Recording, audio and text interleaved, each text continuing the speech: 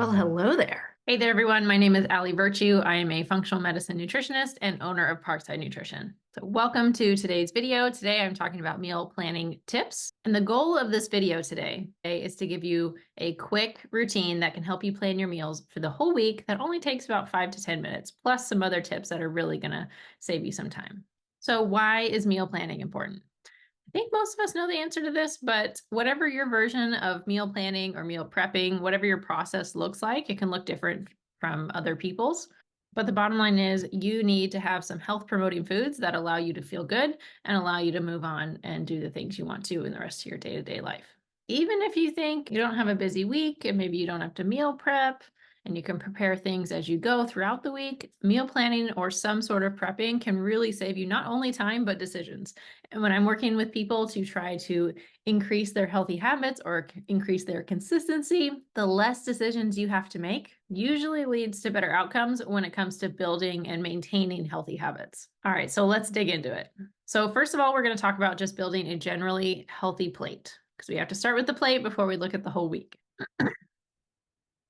All right, so to start with, when we're talking about building our plate, I'm going to use this graphic here. This is the core food plan, and this illustrates what our plate generally should look like. This is a good framework to start with. We can always modify, but this is a good place to start. So if this is our plate here, I want half the plate in colorful vegetables. We can have a little bit of starches there. Protein should be about a quarter of your plate.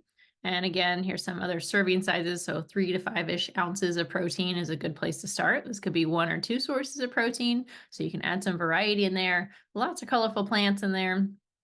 And a couple types of fat. Fat's usually pretty easy to find, so we don't always have to add it. Sometimes it's very present in our protein, sometimes not, so we can add some more. But in general, that's a rough estimation as far as how much we can add, 1 to 2 ounces. Again, depending on our protein source. Starches and fruit, these are especially good around exercise times or times that you're really active. And then we can add other food groups in as needed. But this is a basic way to start. And if you're looking at this diagram and you're thinking, well, I only know of like 5 vegetables that come to mind, and that means I'm eating a lot of them, and that means I'm going to get bored, etc. This list is going to be your best friend. So this is a huge long list of different protein sources. And then we have other ones down here that are kind of a combination. So legumes are a little bit of protein and carbohydrates, plus it gives you some serving size recommendations down here as well. Dairy products are proteins and carbs, a little bit of fat, depending on the source of it. Nuts, seeds, mostly protein and fat. Starchy vegetables, mostly concentrated carbohydrates. Non-starchy vegetables, these are very low calorie but high nutrient density types of vegetables and plants that we can consume. Fats and oils, fruits, a little starchier carbohydrates, more concentrated but still wonderful.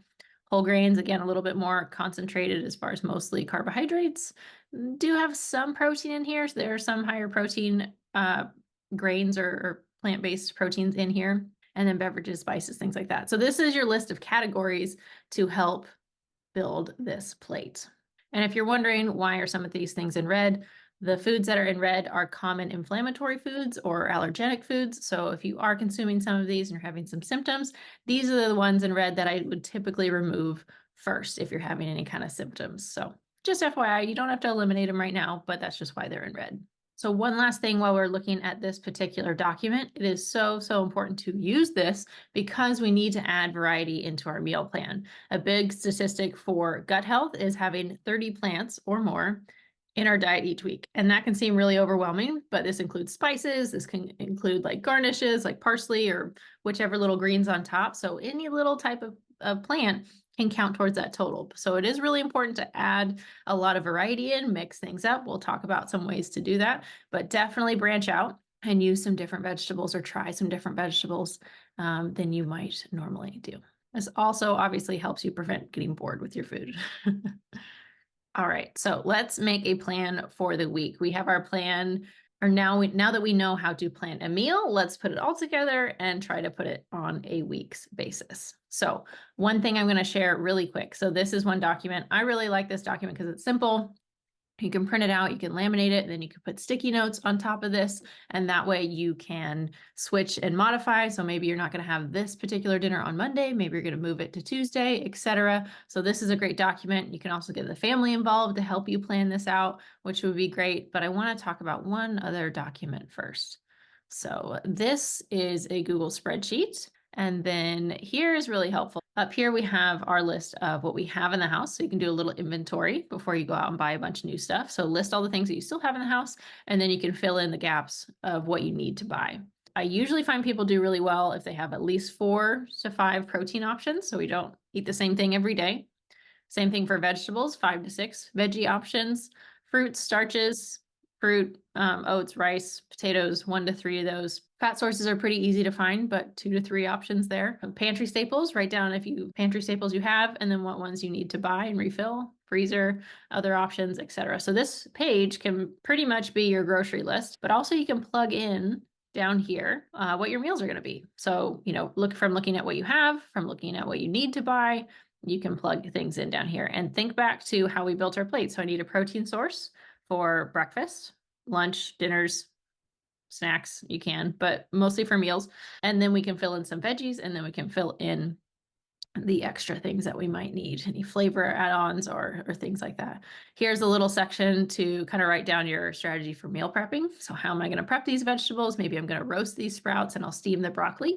That way I can make the most out of all my space. So I'm using the top of the stove and the oven. Maybe I'll use the Instapot for the chicken and stovetop again for the bison, etc. So you can kind of jot down your plan of attack for that week for how you're going to cook things and get a little bit organized so you're making the most of your appliances and space. And this is just a blank version of this.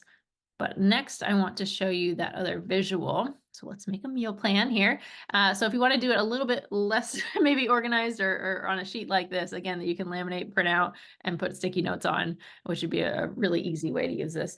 So again, if I'm thinking back to my list, that list of proteins, I need about 4 ounces per meal. So I'm going to do 2 eggs and 2 ounces of leftover protein, 2 ounces of leftover protein. So if you have a little bit of chicken from like the night before, dice that up, throw it in the scramble, add some roasted veggies from the previous night, whatever you have left over there, and then turn that into a scramble, add some seasoning, add some coconut aminos or some sort of flavor on top of that. Salsa would be good with that. And that's your breakfast option. That's easy to assemble kind of right in the moment, especially if you've done a little bit of meal prep with those vegetables, but you could also do raw vegetables. They still cook pretty fast. This could also, a version of this, you could also make this a veggie bake. So put it in a big casserole dish and that's ready for the whole week.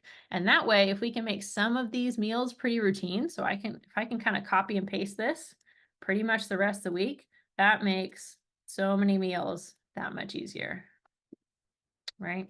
So getting a little bit misaligned here, but that's all right. And then similar plan for lunch. So I need a protein source. So if I think back to my list, I'm going to go with ground turkey. You can put in the amount if you want, but it's a pretty standardized amount. So about 4 ounces of ground turkey. I need a bunch of lettuce or mixed greens. And then I need some fat in there too. So I can go either avocado or guacamole, add some flavor, cheese, a little bit extra protein there, mostly flavor really. And then tomatoes, shredded carrot, kidney beans adds a little bit of starch, a little bit of texture. Might add some like nuts and seeds in there for additional texture. And then any other flavorings you want to add onto that. But again, we're going down that list. So dinner here. So shrimp is going to be my protein source. Going to make a stir fry. Going to use a little bit of olive oil for that. Shrimp is pretty lean, so I can add a little bit more fat back into this meal. And then I'm going to add a bunch of vegetables. So bell peppers, mushrooms, onions, garlic for more flavor, maybe some zucchini. And I can put that over rice. If I need a lower carb option, I can put cauli rice, so cauliflower rice as an option there. And then coconut aminos could be my flavoring for that week or for that meal. And that's a soy sauce replacement. So if you can't do soy, again, that's sometimes a problem for people. Coconut aminos are a great option for flavor. And then I can fill in snacks, but my strategy for this is really to have the meals stand on their own, have really good, balanced, wholesome meals that are going to keep you really fueled throughout the day. And then we might not need as many snacks, but snacks are also fairly easy to have come out of the pantry or leftover meals. So say you didn't finish this lunch, put it in Tupperware. And that can be your stack for later if you're a little hungry before dinner time. All right, so next I want to talk about if you need some new ideas. So I gave you a list. I'm sure it's not a fully complete list. There's probably some foods I'm missing and we all get stuck in a rut. So what do you do when you are stuck in a rut and you're eating the same things over and over again? This is where the Google machine is a wonderful invention. So quite often when I need a little inspiration for meals, I have some stuff in the house, but I need to find other ideas. I will type in what I have available. So maybe it might seem random, but I will put, butternut, squash, and I have ground turkey. Maybe I have tomatoes, and I need this to be gluten-free, dairy-free recipe. And especially if you keep your kitchen, your pantry, your freezer, seasoning spices kind of well stocked, then you will have usually most of the things that you need to make one of these quote random recipes.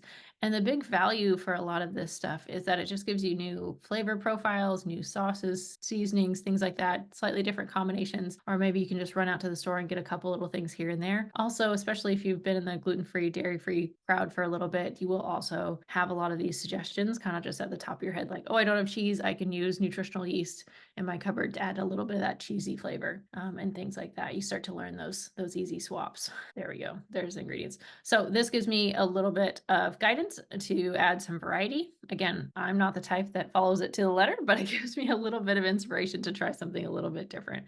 And also, if you're low on time, look at finding some slow cooker recipes. You can also usually find those recipes that you can put in a bag. So like marinate chicken, put all the seasoning spices in there, put that bag in the freezer and just pull it out, throw it in the slow cooker in the morning, and it can be ready for dinner time. Recipes like that can really save you a lot of time, and there's tons of them. Just search for them, add the requirements that you need. If you need low carb, if you need dairy-free, gluten-free, whatever, they're out there. All right, one more thing that I would like to share. So this is our grocery list, and this has saved us so much time and just mental energy in our household. So we have this shared note between the whole family, and if someone's going to Costco, they know what the household needs. So we're out of sun-dried tomatoes. We just went, so there's not a lot on here, but we can all update this list. It shows us when someone else has updated it. So if Jared had something and I'm going by Costco today, I can go in and pick that stuff up. If you shop at multiple grocery stores, like we get certain stuff in bulk at Costco and other things, other places like Safeway, grocery outlet is definitely a treat, and we only get some stuff there. So this list is for that. And also at the bottom of this list is really helpful if you can put meals that you like. So if you do try something new or you try something you haven't had in a while, add it to this list. So when you do get kind of stuck in a rut, trying the same old things, look at this list and be like, oh, we can make this. Like, and you can add hints here, like chicken pot pie. Hint, hint, Jared, if you want to make that. That'd be great. So you can add to that list, keep things fresh. And also your pantry staples, you can do a short version of that longer core food plan list. You could probably save that on your phone as a screenshot or something as well. But so when you're at the store, you're like, I need a little bit more variety. What else can I add? It's down in the bottom here. So you can choose something that's a little bit different for this week.